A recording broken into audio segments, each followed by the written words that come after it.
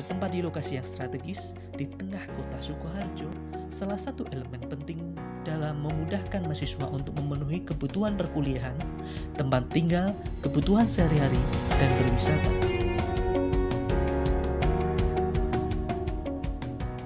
Program studi pendidikan yang menciptakan tenaga profesional siap kerja untuk membantu individu yang memiliki masalah pribadi, hubungan sosial, belajar, dan karir.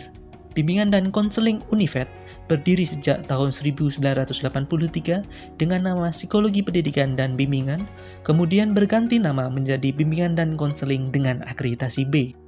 Lebih dari 1.800 alumni lulus dari BK Univet dengan mayoritas sebagai guru, pengawas pendidikan, dan kepala sekolah.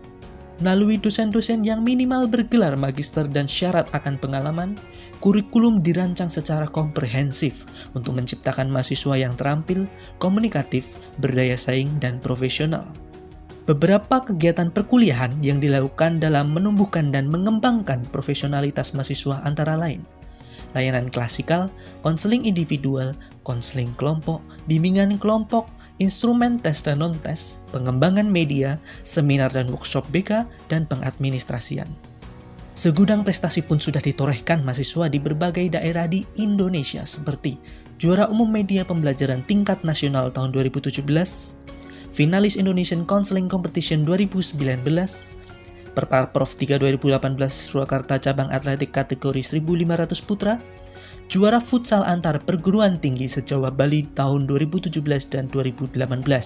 Munculnya prestasi salah satunya dipengaruhi oleh terpenuhinya fasilitas dari bimbingan dan konseling seperti laboratorium bimbingan dan konseling terstandar, ruang micro teaching terstandar, ruang kelas yang nyaman, perpustakaan pusat dan prodi yang memiliki lebih dari 8.000 koleksi buku cetak maupun elektronik, ruang dosen, dan unit pengembangan karir dan alumni. Selain itu, masih ada fasilitas umum seperti parkiran yang luas, lapangan untuk berolahraga, dan berbagai unit kegiatan mahasiswa sebagai wadah pengembangan diri mahasiswa. Ayo Bergabung bersama kami.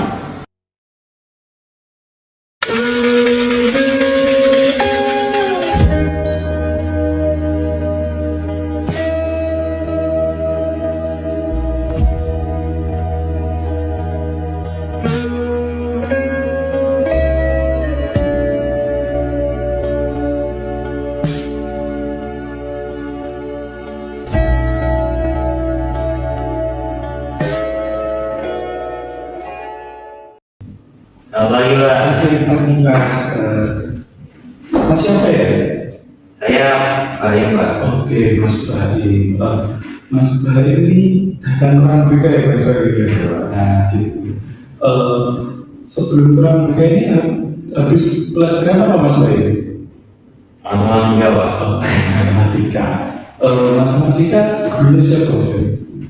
Pak Agus. Pak Agus. Nah, bagaimana sih pembelajaran matematika dan?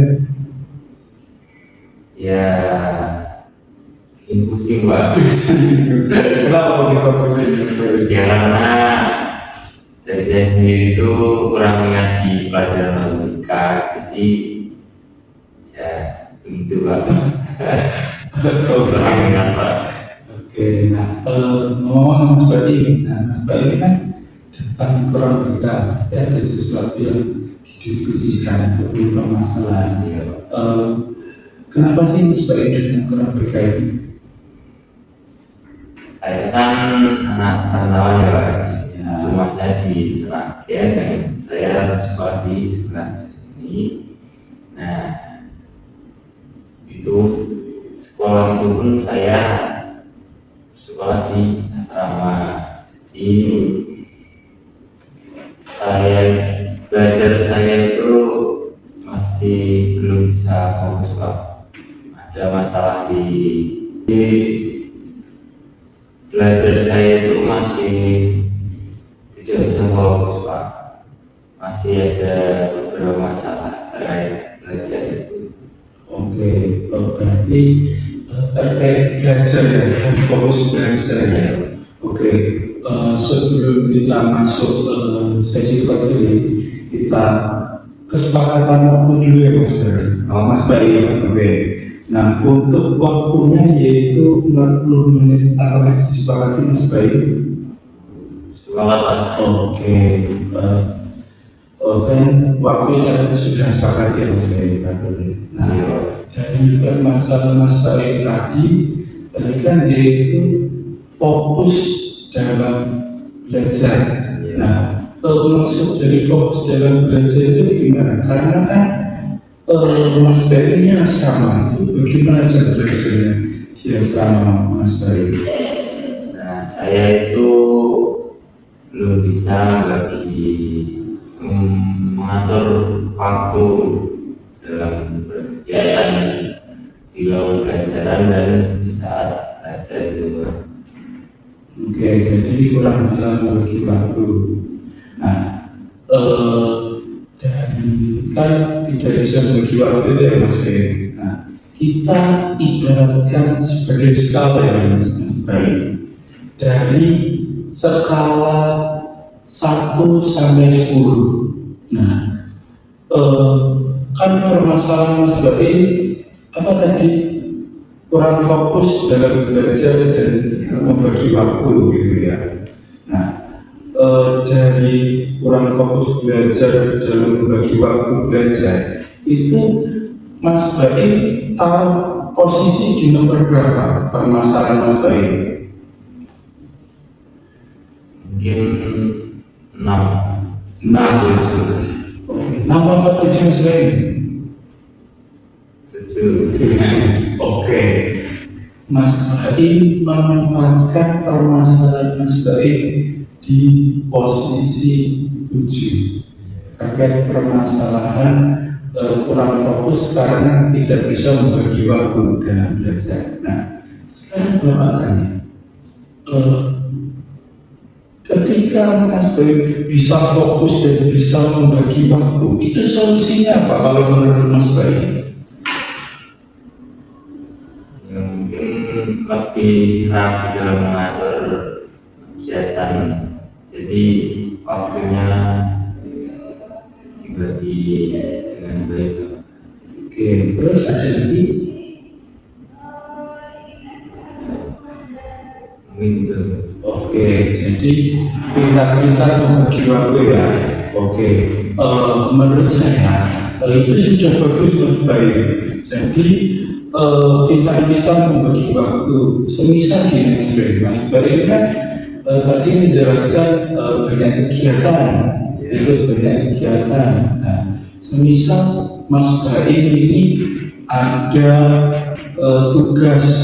Nah, semisal Mas Bayu ini di hari Rabu ada kegiatan. Nah, itu suasananya Mas Bayu bisa menggunakan untuk mengerjakan tugas itu, ataupun di sela-sela Mas Bayu berkegiatan itu bisa ketika ada waktu break atau kosong itu Mas Bayu bisa gunakan untuk mengerjakan tugas ataupun belajar. Jadi pembagian waktu Mas Bayu itu akan bisa akan rata gitu Mas. Jadi Mas Bayu tidak keteteran antara berkegiatan sama mengerjakan tugas. Betul. Jadi Mas Bayu akan tetap menjalankan kegiatan dan kegiatan yang akademik dengan akademik itu tetap berjalan dengan beriringan bersama. Gitu ya Mas Bayu. Nah, bagus sekali usulan dari Mas Bayu ini. Nah, sekarang Mas Bayu, Bapak akan ajak Mas Bayu untuk berimajinasi Mas Bayu. Nah, semisal gini, Mas Bayu pejamkan mata, pejamkan, ya, Mas Bayu, pejamkan mata, bayangkan permasalahan Mas Bayu tadi terkait kurang fokus belajar dan membagi waktu itu Mas Bayu bisa selesai. Mas Bayu bisa fokus dalam belajar dan bisa menyelesaikan, bisa membagi waktu dalam aspek berkegiatan dan belajar. Itu bayangkan. Nah, ketika sudah dibayangkan, Mas Baim membuka mata. Setelah membuka mata, Mas Baim bisa melakukan semuanya. Oke, sekarang buka mata.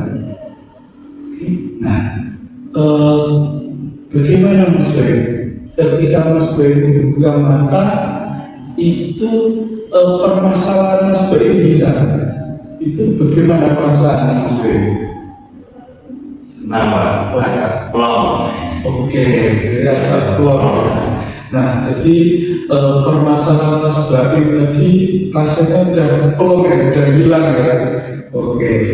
Nah, dari perasaan Mas Baim, berarti Mas Baim perasaan udah jauh lebih baik ya Mas Baim ya? Iya.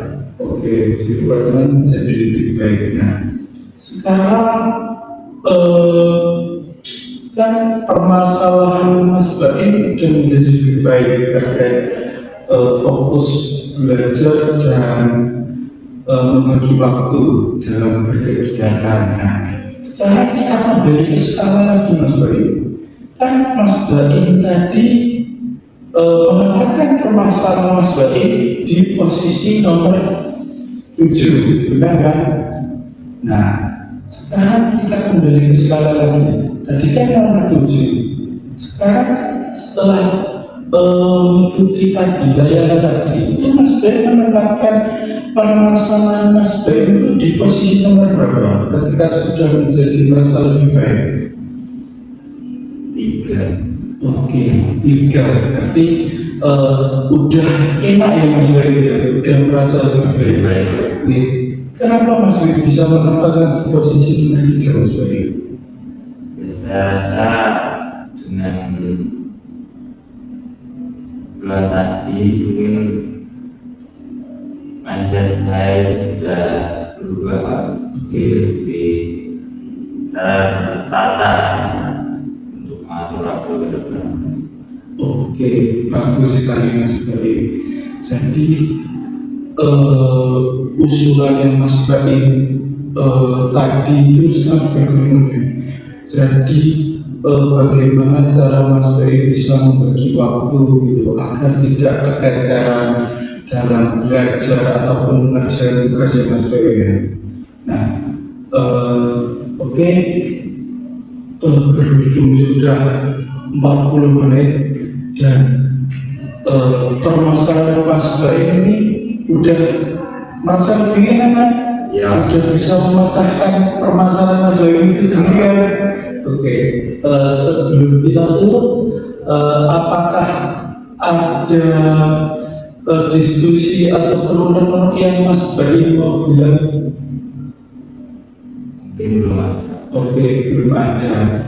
Nah, pesan saya kepada Mas Baim, seperti yang Mas Baim bilang tadi, kalau bisa kegiatan itu juga perlu dan pembelajaran juga perlu. Jadi kegiatan akademik dan non akademik itu kalau bisa beriringan Mas Baim. Jadi antara belajar sama yang non akademik harus tetap berjalan. Belajar juga berjalan, kegiatan non akademik juga berjalan. Jadi harus beriringan, harus balance ya Mas Baim. Dan seperti yang Mas Baim utarakan tadi, bagaimana cara membagi waktu yang benar itu kan mengurangi agar tidak keteteran, agar kita bisa belajar dengan fokus dan bisa melakukan kegiatan juga. Oke, pesan saya seperti itu. Semoga Mas Baim bisa mendapatkan prestasi di dunia akademik ataupun di non akademik. Oke Mas Baim, cukup. Oke, terima kasih. Semoga kita bisa bertemu di lain kesempatan. Oke, terima kasih Mas Baim. Masih Oke, sama-sama.